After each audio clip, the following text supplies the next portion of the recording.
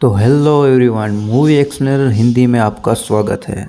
अब इस कहानी की शुरुआत होती है इसके पार्ट 5 से, जहां ब्राजील शहर के रियो में जब डोमिनिक यानी कि डॉम अपनी टीम के साथ वहां के ड्रग किंग हर्नान रेइस का पैसा चुराता है, तो हर्नान अपना सारा पैसा एक तिजोरी में डलवाकर उस तिजोरी को वहीं के पुलिस स्टेशन में रखवा देता है। वहीं वो अपने बेटे डांटे से बताता है, डॉम ने मुझको बर्बाद कर दिया, उसने मेरा सब कुछ तबाह कर दिया। तो डांटे अपने पिता की तकलीफ को देखता हुआ उनसे डॉम को मारने का वादा करता है। तो उसका पिता उससे कहता है, मौत उसके लिए एक बहुत छोटी सजा है, उसको इतना तड़पाओ जैसे नर्क का शैतान लोगों को तड़पाता है। उसी समय डॉम और ब्रैन उसी तिजोरी को अपनी कार से बांधकर पुलिस स्टेशन से बाहर ले आते हैं, जिसकी वजह से वहाँ की पुलिस उन दोनों के पीछे पड़ जाती है। साथ ही डांटे भी अपने पिता के साथ उनका पीछा करने लगता है, पर डॉम डांटे की कार को तिजोरी से टक्कर मारकर पुल से नीचे नदी में गिरा देता है। तिजोरी के वजन से डॉम की कार भी उछलकर हर्नान रेइस की गाड़ी में घुस जाती है, जिसकी वजह से हर्नान मारा जाता है, लेकिन पानी में गिरने की वजह से डांटे बच जाता है। अब कहानी शुरू होती है आज के समय अमेरिका में कैलिफोर्निया राज्य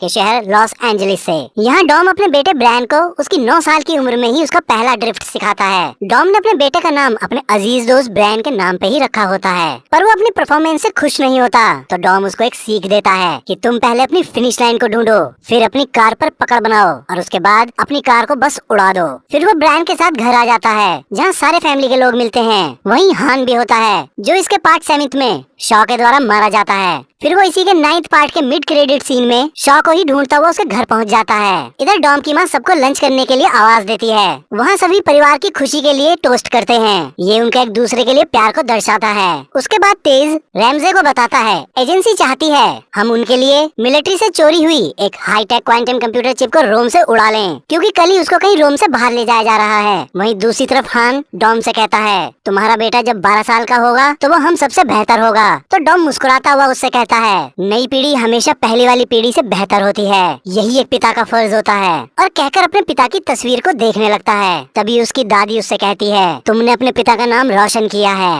और हमको हमेशा अपने दिल में रखना। डॉम उनकी बात सुनकर उनको गले लगा लेता है। फिर उसी रात सोने से पहले वो लेटी को बताता है कि आज हमारे बेटे ने मुझसे कहा, डैडी आप कभी नहीं डरते। सच बताऊं तो मैं तुम दोनों को खोने से बहुत डरता हूँ। उसकी बात सुनकर लेटी उसको किस कर लेती है और कहती है, ऐसा कुछ नहीं होने वाला। फिर उसी रात अचानक उनकी सबसे बड़ी दुश्मन साइफर घायल हालत में उनके घर पहुंचती है। डॉम उसको देखकर गुस्से से फट जाता है, क्योंकि इसके 8th पार्ट में साइफर ने ही डॉम की दूसरी पत्नी एलिना को उसी की आंखों के सामने मरवा दिया था और साथ ही उसके बेटे ब्रेन को भी लगभग मार ही चुकी थी, लेकिन उस वक्त शॉ ने उसे बचा लिया था। अब घायल साइफर उससे कहती है, अब तुम सिर्फ ये समझो मेरे पास कितनी बड़ी वजह होगी जो मैं खुद यहाँ आई हूँ। फिर वो डॉम और लेटी को बताती है कि आज उसकी मुलाकात एक शैतान से हुई। वो सीधे मेरे ऑफिस में आया और उसने तुमको और तुम्हारे परिवार को मारने के लिए मेरी टेक्नोलॉजी और मेरे आदमी मांगे, पर मैंने उसको मना कर दिया। वो जानता था कि मैं उसे मना करूंगी, इसलिए उसने पहले ही मेरे साथ काम कर रहे आदमियों के परिवारों और उनके बच्चों को उठवा लिया, जिसकी वजह से मेरे ही लोग मेरे दुश्मन बन गए और मैं उनसे खुद को बचाकर यहाँ तक पहुँची हूँ। अब वो शैतान तुम्हारे परिवार के लिए आ रहा है। अगली सुबह लिटिल नोबडी वहाँ आता है, तो डॉम उससे साइफर की बात की सच्चाई के बारे में पूछता है। तो वो बताता है उसके यहाँ के सारे इक्विपमेंट गायब हैं और जगह भी गोलियां चलने की वजह से तबाह हो गई है। अब ये काम जिस किसी ने भी किया है उसके पास सुपर एडवांस हथियारों की भरमार है। तभी उनको पता चलता है तेज और रैमजे जिस मिशन पर रोम गए हैं उस पर एजेंसी ने उनको कभी भेजा ही नहीं। तो लेटी समझ जाती है कि ये सब एक चाल है। इधर रोम में वो तीनों हान के साथ कंप्यूटर चिप को चुराने की कोशिश करते हैं। तेज और रैमजी कंप्यूटर चिप को ले जाने वाले ट्रक के गार्ड और ड्राइवर को बेहोश करके उस ट्रक के अंदर आ जाते हैं, लेकिन तभी ट्रक के अपना आप लॉक हो जाने की वजह से उनको पता चलता है कि कोई इस ट्रक को कंट्रोल कर रहा है। उस ट्रक को कंट्रोल करने वाला कोई और नहीं बल्कि डांटे ही होता है। अब डॉम, लेटी और लिटिल नोबडी भी रोम में आकर अपने साथियों को ढूंढने लगते हैं। इधर डांटे ट्रक के आगे और पीछे चल रहे दोनों जीप को उड़ा देता है और ऐसा करते हुए वो बहुत खुश होता है। उसी समय डांटे उस ट्रक में रखी हुई किसी चीज को ऑन करता है। उस चीज में होने वाली आवाज की वजह से तेज ट्रक के पीछे जाकर देखता है, तो उसको वहाँ कंप्यूटर चिप नहीं बल्कि एक बॉल के आकार का बहुत ही बड़ा न्यूट्रॉन बॉम्ब मिलता है और वो ये बात सबको बता देता है। तो रोमन उससे पूछता है कि कितना बड़ा है, तो तेज उससे कहता है ये बॉम्ब इतना बड़ा है कि पूरे रोम को 7 हिस्सों में तोड़ दे। ये सुनकर वो सभी घबरा जाते हैं। तभी रैमजे को डॉम की कार दिखाई पड़ती जाती है उसकी जान में जान आ जाती है। तभी नोबडी उनसे कहता है मैं इसको बंद कर सकता हूँ, तुम बस इस ट्रक को रोक लो।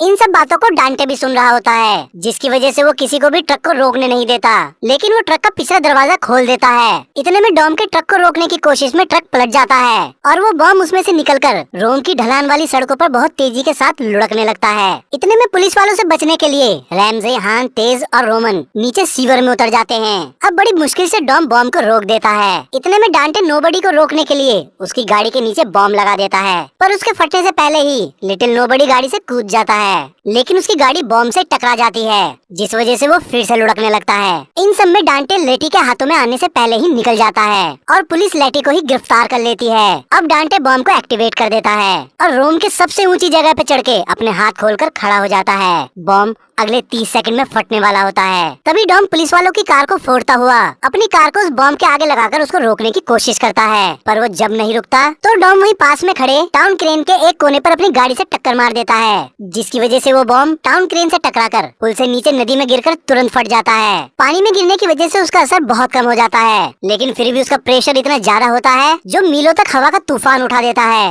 डांटे उस बॉम्ब से बनने वाले प्रेशर को एक जुनून के जैसे महसूस करता है। उसके बदला लेने के पागलपन ने पूरे रोम को तबाही का मंजर दिखा दिया।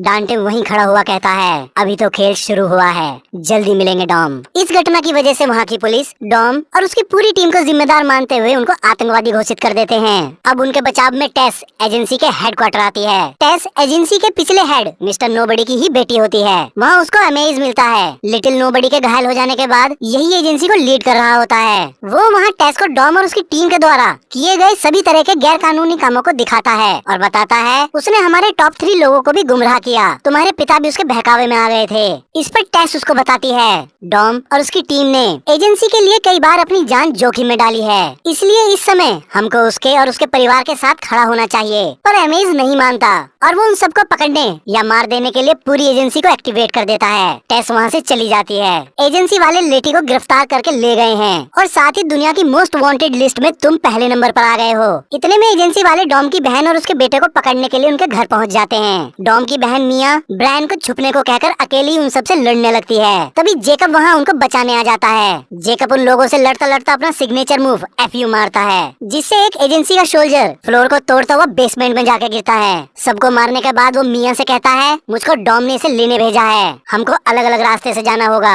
फिर वो अलग रास्तों से एक ही जगह पहुँचने के लिए निकल पड़ते हैं। इसके बाद टेस सीधा डॉम के पास पहुँचती है। वो उसको बताती है तुम्हारा पता शॉ की माँ ने दिया। डॉम उसको पहचान लेता है और उसको बताता है तुम्हारे पिता के गायब होने से पहले एजेंसी अपने उसूलों पे चलती थी, पर अब वैसा नहीं है।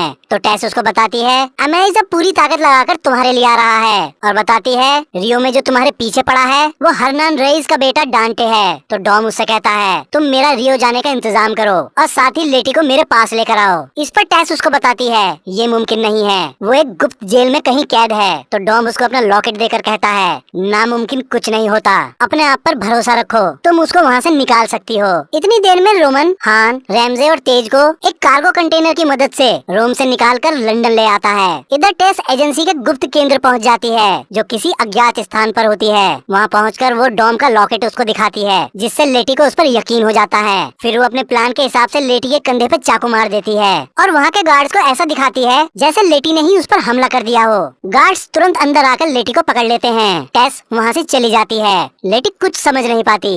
इधर डॉम अपने लोगों के पास रियो आ जाता है। यहाँ उसका दोस्त डिएगो उसे देखकर गले लगा लेता है। उसी समय एक लड़की जिसका नाम इजाबेल होता है वो आती है। डॉम को वो जानी पहचानी से लगती है और वो उसे पहचान जाता है कि वो उसकी दूसरी पत्नी एलिना की ही छोटी बहन है। वो डॉम को रेस करने के लिए चैलेंज करती है, लेकिन तभी डांटे वहाँ आकर डॉम को अपना परिचय देता है और उससे रेस करने को कहता है। पर बात करते करते दोनों तरफ के लोग एक दूसरे पर गन तान देते हैं। डॉम खून खराबे से बचने के लिए रेस करने को तैयार हो जाता है। अब रेस में 4 लोग होते हैं, डांटे, डॉम, डिएगो और इजाबेल। रेस शुरू होती है। तभी डॉम को पता चलता है कि डांटे ने डिएगो और इजाबेल की कार में बॉम्ब लगा रखा है। फिर डांटे डॉम से पूछता है तुम किसको बचाओगे। तभी वो इजाबेल को बचाने की कोशिश करता है, जिसकी वजह से डांटे डिएगो की कार को उड़ा देता है। डिएगो वहीं मर जाता है। अब वो इजाबेल की कार को भी बॉम्ब से उड़ाने ही वाला होता है। उससे पहले ही डॉम इजाबेल की कार को टक्कर मारकर उसका बॉम्ब उससे अलग कर देता है, जिसकी वजह से इजाबेल की कार पलट जाती है और बॉम्ब फटने का ज्यादा असर नहीं होता। डॉम तुरंत इजाबेल को उसकी कार से निकालता है। इतने में रेस डांटे जीत जाता है। इधर एजेंसी के गुप्त ठिकाने पर एजेंसी वाले लेटी के घाव को लेजर टेक्नोलॉजी की मदद से भर देते हैं। अब जैसे ही उसे होश आता है तो वो अपने बगल में साइफर को लेटा देखती है। अगली सुबह डांटे डॉम और उसकी पूरी टीम के बैंक अकाउंट्स को हैक करके उनका सारा पैसा निकाल लेता है। इस बात का पता जैसे ही उन सब लोगों को लगता है तो रोमन को छोड़कर सारे लोग परेशान हो जाते हैं, क्योंकि इस लड़ाई को लड़ने के लिए उन सबको हथियार और कार चाहिए थी। तभी रोमन अपनी जैकेट खोलकर दिखाता है। उसने अपने हिस्से के सारे पैसे जैकेट में ही रख रखे थे।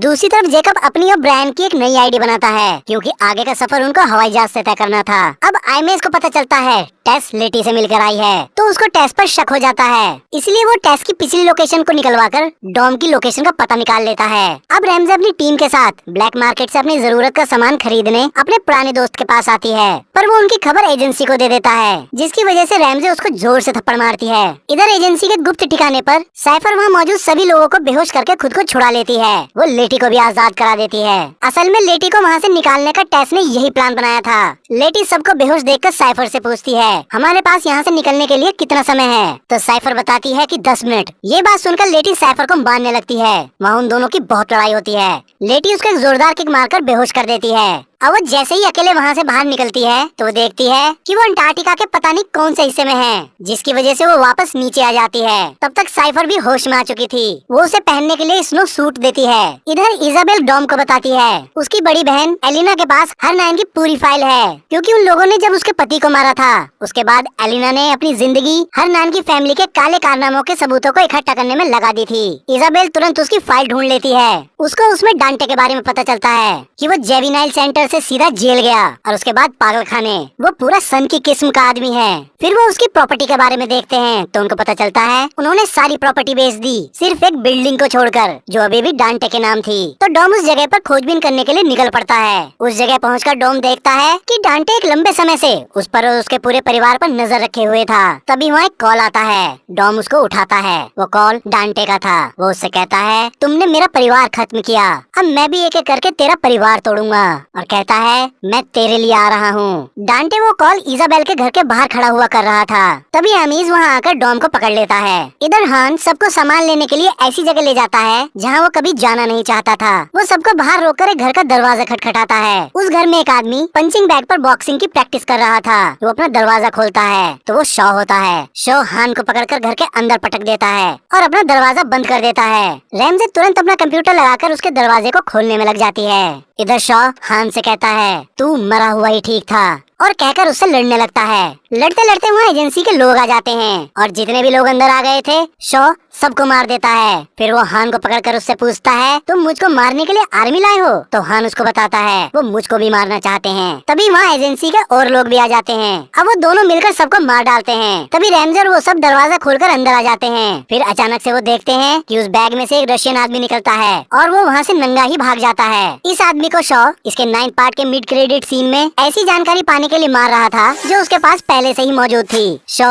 उसके साथ सिर्फ एक्सरसाइज कर रहा था। अब रैमजे शॉ का कंप्यूटर इस्तेमाल करके ये पता निकालती है कि हमारा पैसा निकालकर डांटे ने हम सबको ही मारने के लिए दुनिया भर के सुपारी किलर्स की फौज खरीदी है। उसमें वो शॉ को उसकी माँ की तस्वीर भी दिखाता है। शॉ हालातों को समझता हुआ तुरंत कुछ हथियार और एक कार लेकर वहाँ से अकेला ही निकल जाता है। इधर हवाई जहाज में बैठा जेकब ब्रायन से टॉयलेट जाने को कहता है और फिर उसी के साथ टॉयलेट की तरफ जाने लगता है, क्योंकि उसको शक हो गया था कि कुछ लोग प्लेन में भी उसका पीछा कर रहे हैं। जेकब उन तीनों को मारकर प्लेन के टॉयलेट में ही बैठा देता है और फिर ब्रायन के साथ प्लेन के कार्गो एरिया में आकर अपने ग्लाइडर की मदद से उड़ते हुए प्लेन से ही ब्रायन को लेकर वहाँ से निकल जाता है। इधर अमीज डॉम से कहता है तुम इतनी आसानी से पकड़े गए मैंने कभी सोचा नहीं था, और हंसने लगता है। तो डॉम हल्का सा मुस्कुराता हुआ उससे कहता है अपनी सीट बेल्ट बांध लो। अमीज कुछ समझ नहीं पाता। तभी डॉम अपनी बेल्ट लगाकर गाड़ी के हैंडल्स को पकड़ लेता है। तभी एक रॉकेट उनकी गाड़ी पे आकर लगता है। गाड़ी धमाके से पलट जाती है। डॉम अमीज को बचाने के लिए उसको अपने पैर से दबा देता है। अब वो जैसे ही उस वैन से बाहर निकलते हैं तभी डांटे के आदमी उन पर ताबड़तोड़ गोलियां चलाना शुरू कर देते हैं। डांटे भी वहाँ आ जाता है। वो डॉम को याद दिलाता है ये वही पुल है जहाँ उसने उसके पिता को मारा था।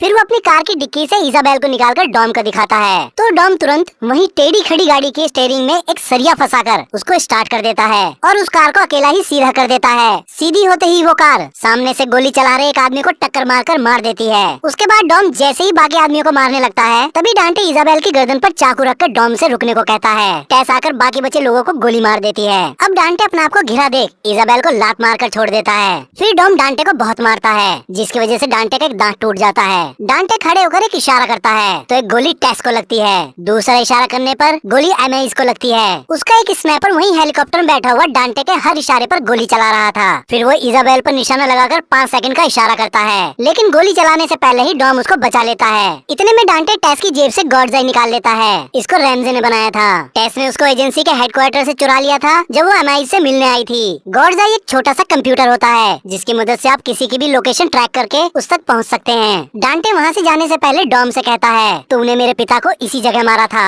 फिर वो उसको गॉड्स आई दिखाकर बताता है अब मुझको पता है कि तेरा बेटा कहाँ है, और हेलीकॉप्टर में बैठकर वहाँ से निकल जाता है। डॉम तुरंत टेस को देखता है, गोली उसके कंधे में लगकर निकल जाती है। फिर टेस डॉम को उसका लॉकेट वापस करके कहती है तुम उसको रोक लोगे, भरोसा रखो। फिर इजाबेल टेस को हॉस्पिटल ले जाती है। इतने में एमेज भी खड़ा हो जाता है। उसको उसकी बुलेट प्रूफ जैकेट ने बचा लिया था। अब वो भी डॉम को उसके बेटे को बचाने में साथ देने को तैयार हो जाता है। इतने में जैकब ब्रायन को लेकर पुर्तगाल में अपने ठिकाने पर पहुंच जाता है। वो जगह पहले एक खदान थी, पर अब जैकब ने उसको अपना कंट्रोल रूम बना लिया था। तभी ब्रायन उससे अपने पापा के बारे में पूछता है तो जैकब उसको बताता है तुम परेशान मत हो, तुम्हारे पापा हर हालत में यहाँ आएंगे। फिर ब्रायन की नजर वहीं पर ढकी हुई कार पर पड़ती है। वो जैकब से उसके बारे में पूछता है तो जैकब बताता है ये मेरा नया प्रोजेक्ट है जिस पर मैं काम कर रहा हूँ। तभी ब्रायन उसका एक साइड से कवर हटाता है तो उसमें टैंक का बैरल लगा देख चौंक जाता है। इधर डांटे भी अपने भाड़े के सैनिकों के साथ पुर्तगाल आ जाता है। जैकब का सर्विलेंस सिस्टम तुरंत उसको अलर्ट कर देता है, जिसकी वजह से वो ब्रायन को लेकर उस कार में बैठकर पीछे के गेट से निकल जाता है।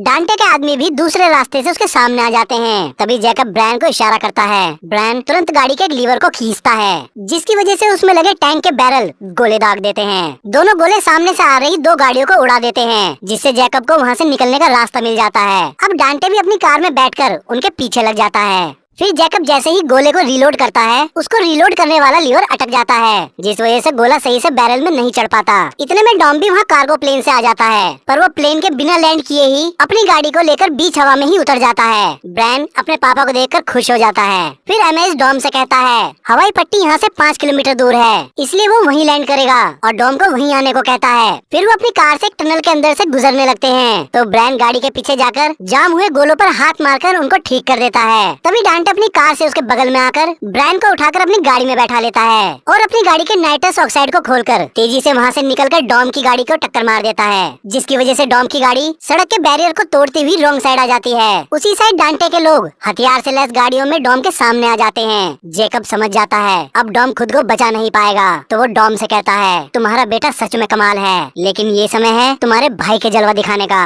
तभी वो अपने गाड़ी के टैंक के बैरल्स को जमीन की तरफ कर देता है और गोले दागने के लिए उसका लीवर खींच देता है, जिसकी वजह से जेकब की गाड़ी उसके साथ हवा में उछलकर डांटे के लोगों की गाड़ी के सामने आकर गिर जाती है। वो सारी गाड़ियाँ जेकब की गाड़ी से टकराकर ब्लास्ट हो जाती हैं। जेकब ने अपने परिवार के लिए खुद को सेक्रीफाइस कर दिया। डॉम उसकी मौत की वजह से गुस्से और दुख दोनों से भर जाता है। वो रॉन्ग साइड से ही डांटे का पीछा करने लगता है। तभी 2 हेलीकॉप्टर उसकी गाड़ी पर एंकर फंसा देते हैं और फिर उसे खींचने लगते हैं। तभी डॉम गाड़ी की पूरी रेस दबाकर उसका नाइट्रॉक्स खोल देता है और वो पुल से गाड़ी को कुदाकर डांटे के पीछे नीचे वाले पुल पर आ जाता है, जिसकी वजह से दोनों हेलीकॉप्टर अपना बैलेंस खोकर आपस में टकराकर ब्लास्ट हो जाते हैं। फिर डॉम डांटे की गाड़ी में रखे वॉकी टॉकी पर अपने बेटे से कहता है तुमको अपना पहला सबक याद है ना, कार को महसूस करो, अपनी फिनिश लाइन ढूंढो और फिर उड़ो। इतना कहते ही डॉम अपनी कार से ड्रिफ्ट मारता है, जिसकी वजह से उसकी गाड़ी से बंधा हेलीकॉप्टर अपनी केबल को तोड़ता हुआ डांटे की कार से टकरा जाता है। उसके टकराने की वजह से डांटे की कार डिसबैलेंस होकर फिसलने लगती है। डॉम ड्रिफ्ट मारता हुआ ठीक उसके बगल में आकर ब्रायन से कूदने को बोलता है। ब्रायन गाड़ी का दरवाजा खोलकर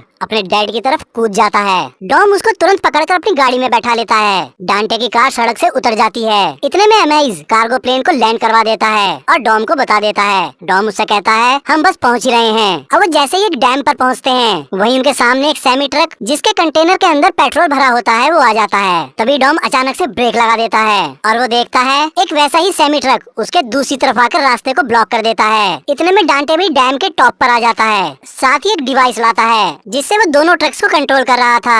ये सारी टेक्नोलॉजी साइफर की ही थी। अब वो डॉम से कहता है, अब तुम वही हो जहाँ मैं तुम्हें लाना चाहता था और अब तुम्हारे लिए एक सरप्राइज है। तभी रोमन भी बाकी टीम के साथ वहाँ एरोप्लेन में आ जाता है। तो डॉम उससे कहता है, ये एक चाल है, तुम लोग यहाँ से निकल जाओ। लेकिन इससे पहले वो अपने आप को बचा पाते उनके प्रोपेलर में घुसकर एक साइड के इंजन को ब्लास्ट कर देती है और वो मिसाइल किसी और ने नहीं बल्कि अमेज ने ही मारी थी, जिसकी वजह से उनका प्लेन पहाड़ी के दूसरी तरफ जाकर फट जाता है। तभी एक राज खुलता है, अमेज हमेशा से ही डांटे की फैमिली के साथ ही था। अब डांटे दोनों ट्रक को डॉम की तरफ बढ़ा देता है जिससे वो ट्रक की टक्कर से मर जाएं। फिर डांटे डॉम से कहता है, मैंने सबसे पहले तेरे पैसे लिए, फिर तेरी आजादी छीनी और अब मैं तेरा परिवार छीनूंगा। वहीं ब्रायन अपने पापा से कहता है, आप भरोसा रखो।